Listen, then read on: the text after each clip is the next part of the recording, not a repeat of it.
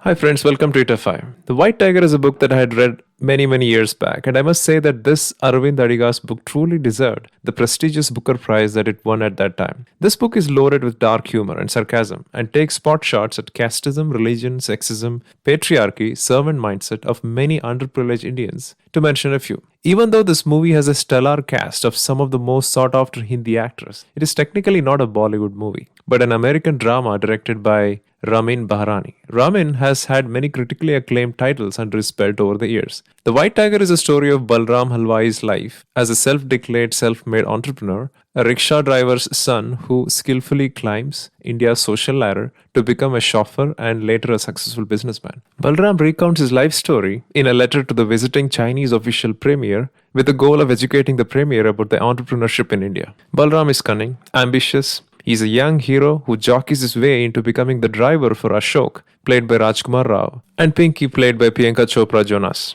who has just returned from America. The society has trained Balram to be one thing, a servant, just a servant. So he makes himself indispensable to his rich masters, but after a night of betrayal, he realizes the corrupt lengths they will go to trap him and save themselves. On the verge of losing everything, Balram rebels against a rigged and unequal system to rise up and become a new kind of master. 12 years back, a movie named Slumdog Millionaire got released, which is a British production with similar rags to riches story. Now, unlike Slumdog, where the protagonist gains his riches in the Who Wants to Be Millionaire show through the sheer luck, where he's able to answer most questions since he has first-hand experience dealing with the subject in the questions asked. This movie is also a rags to riches story, where the protagonist Balram is wired from within to be a slave to his master throughout his life, until the white tiger in him makes him think out of the box during the few opportune moments to become what he becomes towards the end. If you look at it from the movie Parasite angle, there are a few parallels you can draw here as well. The ultimate question in the movie Parasite is, who is the parasite?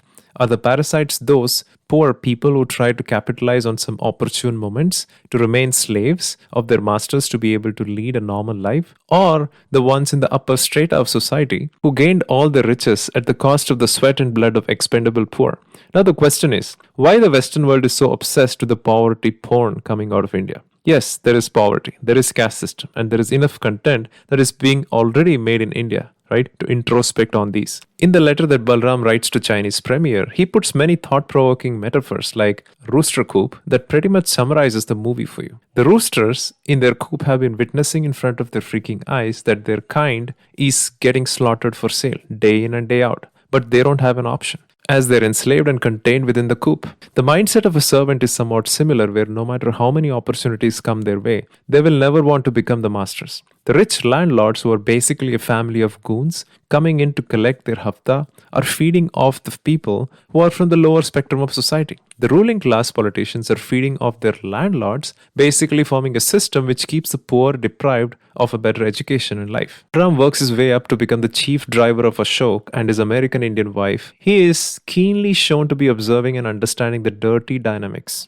in the landlord's family, which he has aspired to serve as a driver during his childhood as an ultimate goal of his life. Balram is slaving away for his master Ashok and his wife Pinky, and can go to any extent to entice his masters. Ashok, who spent a good portion of his youth in US, is shown to be very liberal kind in the beginning, but eventually succumbs to the feudal mindset that his brother and father induce in him eventually. Talking about performances, I thought everyone was perfectly casted. This is an incredible effort from an Iranian-American director to bring together such a talented pool of artists from India and pull this project off.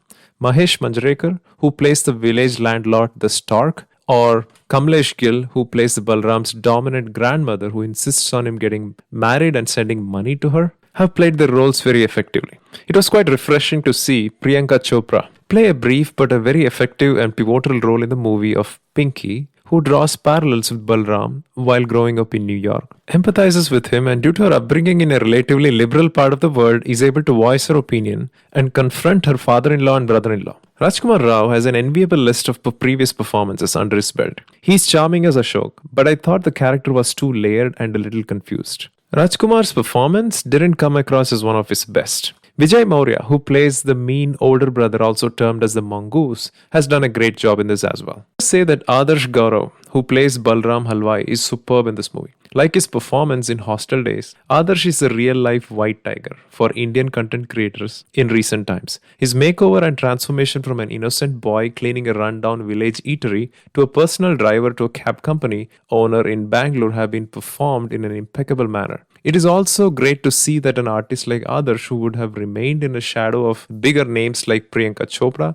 and Rajkumar Rao, has been given the role of a lifetime. Let's look at some of the negatives of this movie. I think the main negative is the speed at which the climax unfolds. Balram is shown greasing the palm of the police officer in Bangalore to conspire and get the pre existing cab companies evicted from the market and flood the cars owned by his own company. He changes his identity and shown to be bossing around with a mustache and a suit and dozens of cab drivers reporting to him. Having spent a few years of my life in Bangalore around that time, I realized how lucrative the cab business was back in the days and how competitive it could have been. While in the original book, this was represented in a believable manner, in the movie, it seemed too far fetched. Let's end this video. Our Indian content creators in recent times have gotten quite adept with showing the caste-based discrimination and the reality of situation in extremely underprivileged parts of India.